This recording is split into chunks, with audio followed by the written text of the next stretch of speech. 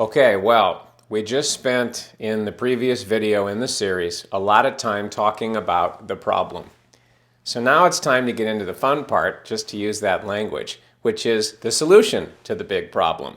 Let's dive right in. The odds are you've probably heard something like this before. The language may have been slightly different, but it was pointing at the same thing. We are spiritual beings having a physical experience. And the image you're looking at is meant to suggest a spiritual being, although, of course, the spiritual beings that we really are do not look human, are not human. And so this is just a representation because of the feeling and the energy of it, so to speak. But who you really are, who we all really are infinite beings is a language that I use, although ultimately we have to expand that language.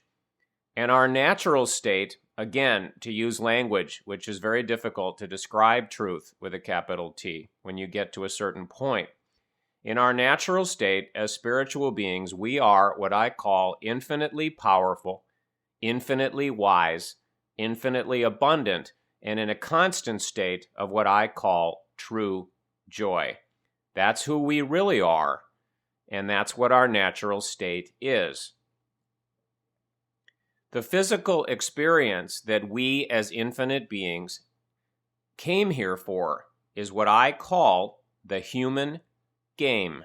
Now, before we continue, let me make it real clear what I mean by the term game, because my definition is much broader, as you'll see. To me, a game is anything that we do by choice in order to play and have fun, explore, or express ourselves creatively.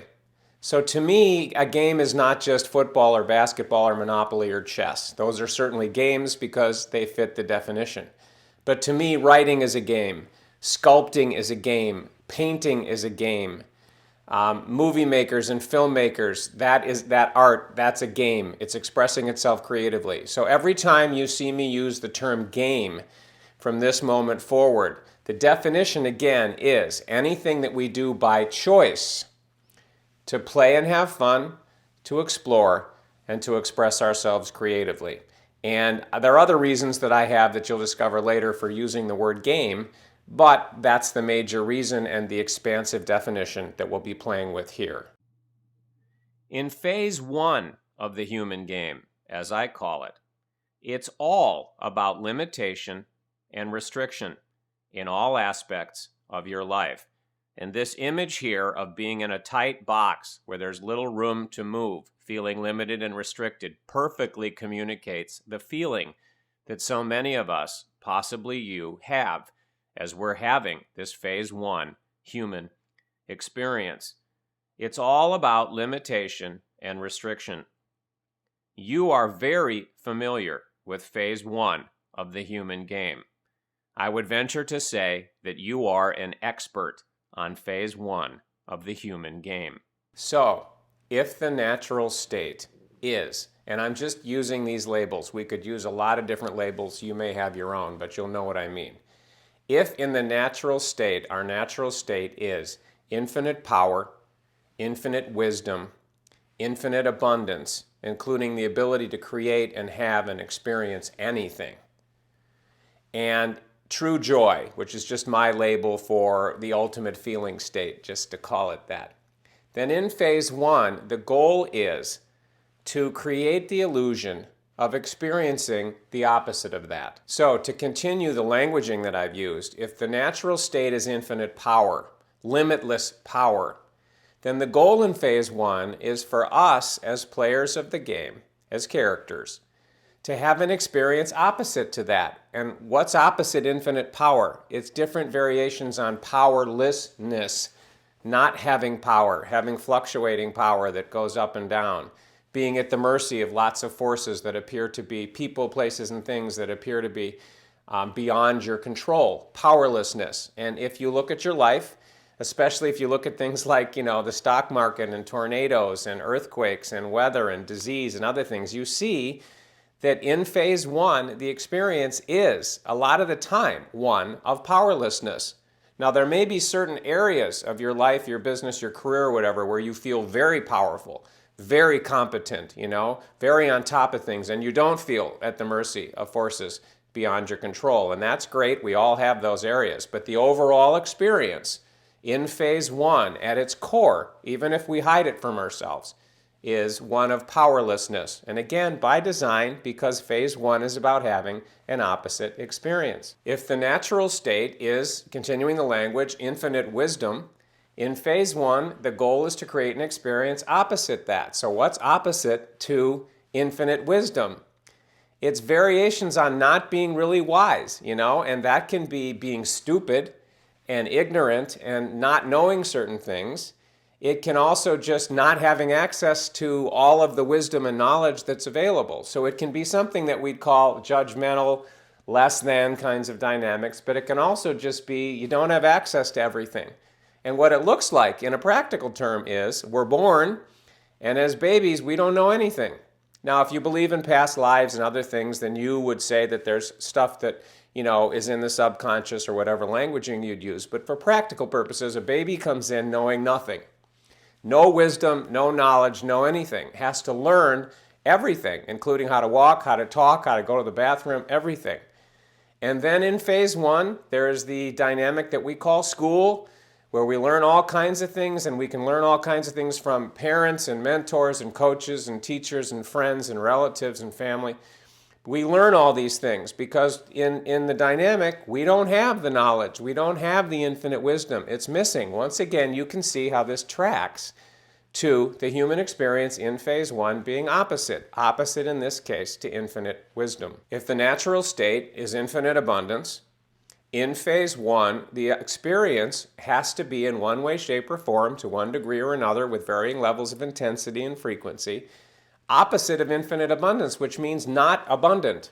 So what does abundant mean? It can mean poor.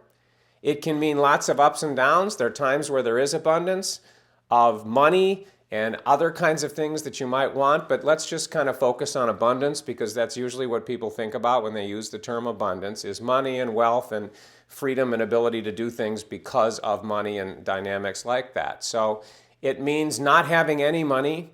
It means having very little money. It means barely getting by. It means ups and downs, ups and downs. Sometimes you have a lot, sometimes you don't, which is the number I ran a lot in phase one. It was up, up, up, up, up, crash and burn and lose everything. Up, up, up, up, up, bigger, crash and burn and lose everything. Up, up, up, up, up, even bigger, crash and burn and lose everything. So it can look in different ways and it can go in waves, or it can be very consistent. Consistent struggle with money, consistent a lot of money, but challenges that come with the lifestyle and other things related to having lots of money, or it can be ups and downs, it can be fluctuating, be all over the place. But it's the opposite of infinitely abundant, which means the ability to do anything, be anything, have anything, to have any amount of money to fund anything that might interest you, which we'll be talking a lot more about. So once again, you can see that it tracks perfectly. The natural state is infinite abundance. The experience in phase one of the human game is a lack of abundance in one way, shape, or form, or if there is the traditional definition of abundance, which is, money and stuff and things, then there's a side effect that comes with it. So the money's present, the stuff is present, the things are present, but there's a side effect. And the side effect, even though that's present, can be health issues, free time issues, relationship issues, all kinds of other things. So even though on one level there's abundance, on another level there's poverty of other things that are very, very important. So again, opposite to the natural state of infinite abundance. So the final piece in my languaging, if the natural state is true joy, which means off the charts in a sense, happiness, just to use that language. True joy isn't something that can be described using typical emotions, but you know what I mean. If that's the natural state, then in phase one, the experience has to be opposite that, which means not truly joyful, which again can mean being what we'd call unhappy most of the time or all of the time, or having little blips of being happy and then being neutral or flat, or what we'd call negative emotions. And it can be, again, up and down all over the map, but it's not being consistently joyful, much less truly joyful, infinitely joyful, off the charts, all the time, no matter what's going on. So you can see that just using this language and these arbitrary labels that I've used, that what I've been sharing with you about the phase one experience of the human game being the opposite of the natural state, it tracks perfectly because that is a description of the human experience. The powerlessness, the lack of wisdom, even if you become very, very smart and knowledgeable about one thing, there's still ultimately a lack of wisdom, and we start out knowing nothing and have to learn it all in the story. The lack of abundance, the ups and downs of abundance, the side effect if there appears to be one kind of an abundance. And then not being a real happy camper most of the time, no matter what you do. So you can see that it all tracks. And this is phase one of the human experience by design.